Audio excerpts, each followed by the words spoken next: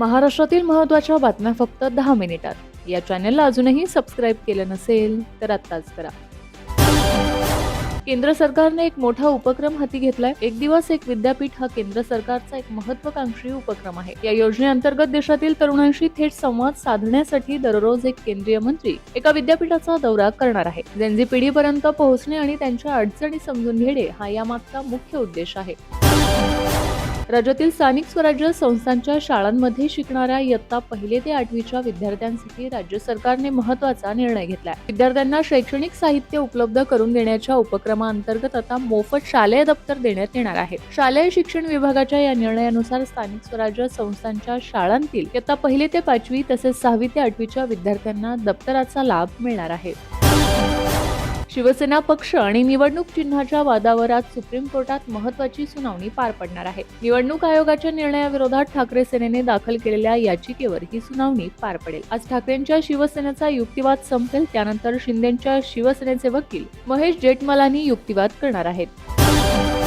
महाराष्ट्रातील SIR मोहिमेला पुन्हा मुदतवाढ देण्यात आली आहे. SIR फॉर्म भरण्यासाठी आता 24 ऑगस्ट पर्यंत मुदतवाढ देण्यात आली आहे. आता 31 ऑगस्टला प्रारूप मतदार यादी प्रसिद्ध केली जाणार आहे. नाशिकमधील प्रसिद्ध हरिहरगडाची वाट पर्यटकांसाठी अनिश्चित काळासाठी बंद करण्यात आली आहे. मुसळधार पाऊस, पर्यटकांची होणारी प्रचंड गर्दी लक्षात घेता त्र्यंबकेश्वर वनपरिक्षेत्र कार्यालयाने सुरक्षेचा उपाय म्हणून हा मोठा निर्णय घेतलाय.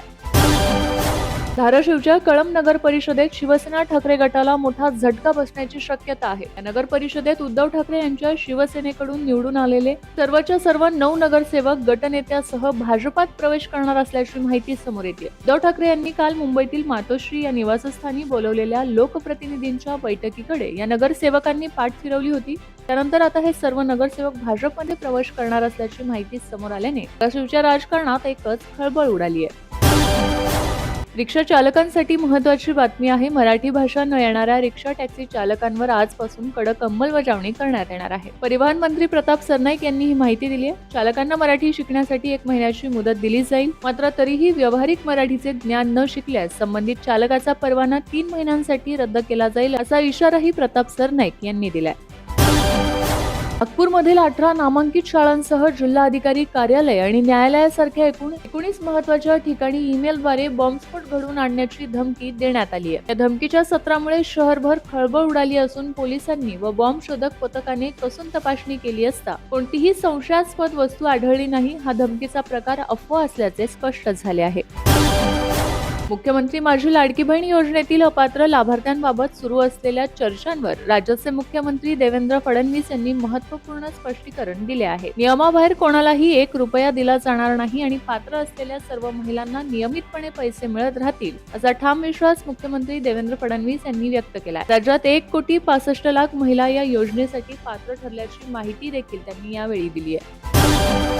मुंबईतील दुकाने व आस्थापनांना दिसतील अशा प्रकारे मराठी पाट्या लावणे बंधनकारक आहे. तर मुंबईतील 36,773 आस्थापनांची झाडाझडती घेतली असता त्यात 1,124 आस्थापनांचा अहवाल तयार केला गेला. 1,124 आस्थापनांना न्यायालयात खेचण्यात येणार आहे. दुसऱ्या टप्प्यात शॉपिंग मॉल नामांकित आस्थापने रडारवर असून मराठी पाट्या लावण्याकडे दुर्लक्ष केल्याचे निदर्शनास आल्यास कडक कारवाई करण्यात येईल असा इशारा देण्यात आलाय.